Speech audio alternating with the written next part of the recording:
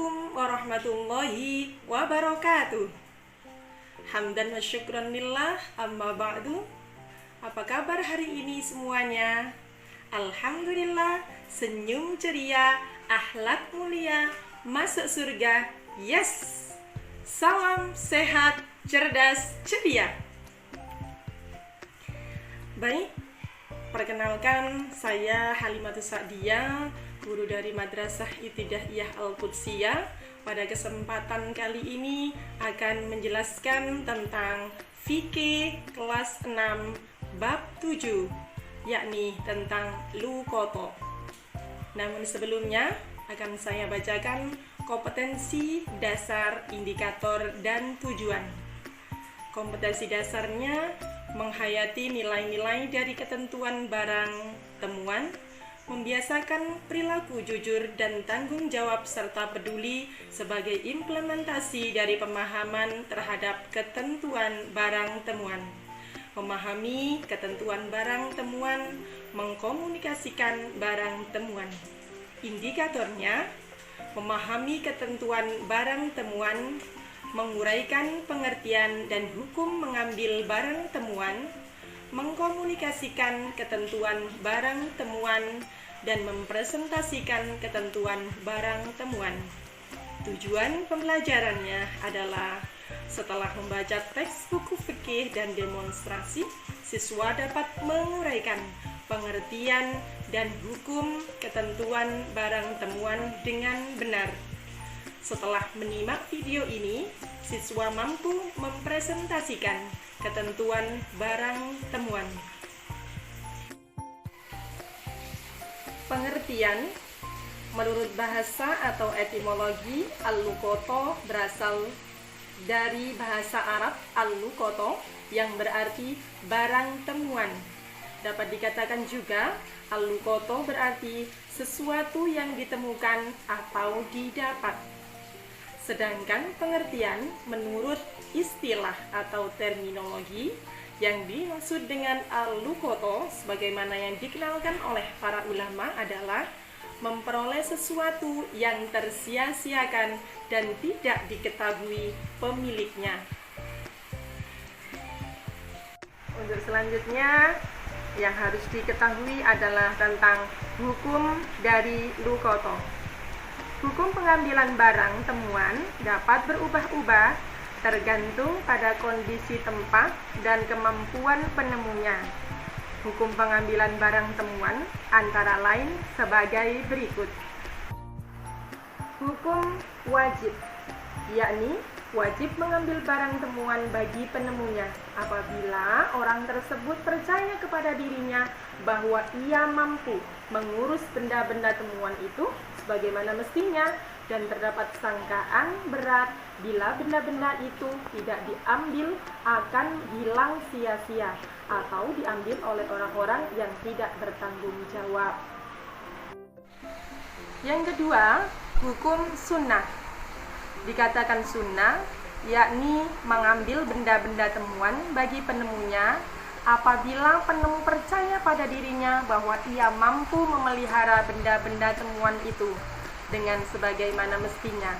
Tetapi bila tidak diambil pun, barang-barang tersebut tidak dikhawatirkan akan hilang sia-sia atau tidak akan diambil oleh orang-orang yang tidak dapat dipercaya. Selanjutnya, hukum menjadi haram. Bagi siapa? Bagi orang yang menemukan suatu benda, kemudian dia mengetahui bahwa dirinya sering terkena penyakit tamak, yakni betul bahwa dirinya tidak akan mampu memelihara barang tersebut. Hukum memungut luqata haram jika berada di kawasan tanah haram atau Mekah. Apabila seseorang memungut luqata dengan berniat memilikinya, dia harus mengganti karena dia telah bertindak lalai. Hal ini sesuai dengan hadis Nabi yang artinya barang yang jatuh di tanah haram Mekah tidak halal kecuali bagi orang yang hendak mengumumkannya. Hadis riwayat Bukhari dan Muslim.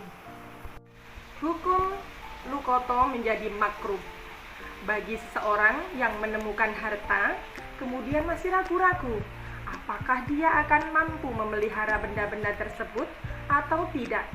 Dan bila tidak diambil benda tersebut, tidak dikhawatirkan akan terbengkalai, maka bagi orang tersebut makruh untuk mengambil benda-benda tersebut.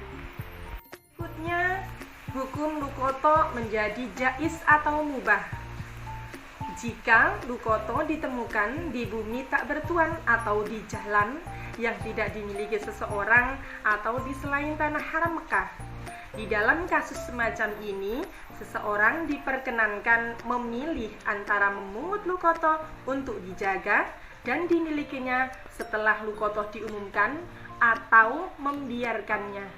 Namun, lebih diutamakan memungut lukoto jika dia percaya mampu menangani berbagai persoalan yang berkenaan dengan lukoto.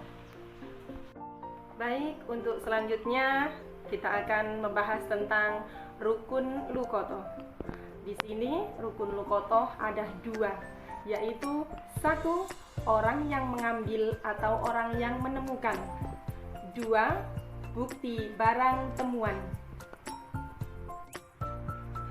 Orang yang menemukan barang, yakni orang yang menemukan boleh orang yang sudah balik atau belum, muslim atau non-muslim, fasik atau bukan. Barang rukun lukoto yang kedua adalah barang temuannya. Macam-macam barang yang ditemukan.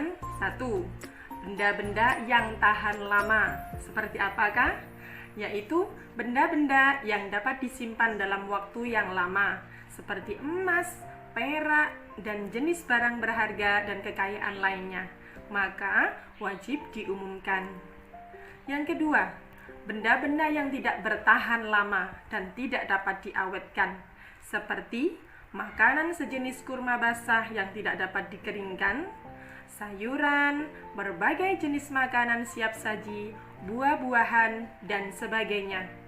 Penemu diperkenankan memilih antara mempergunakan barang itu asalkan dia sanggup menggantinya apabila bertemu dengan pemiliknya, atau dijual yang uangnya hendaklah disimpan agar kelak dapat diberikan kepada pemiliknya jika bertemu.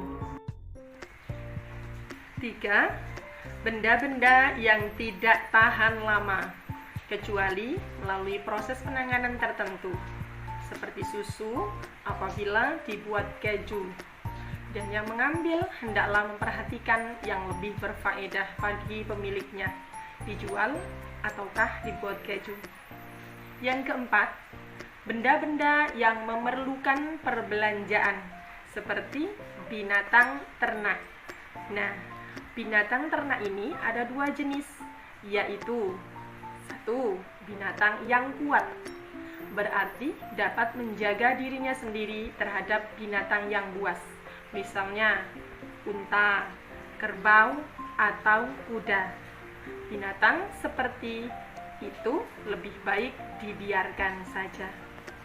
Yang kedua, binatang yang lemah, tidak kuat menjaga dirinya terhadap bahaya binatang buas.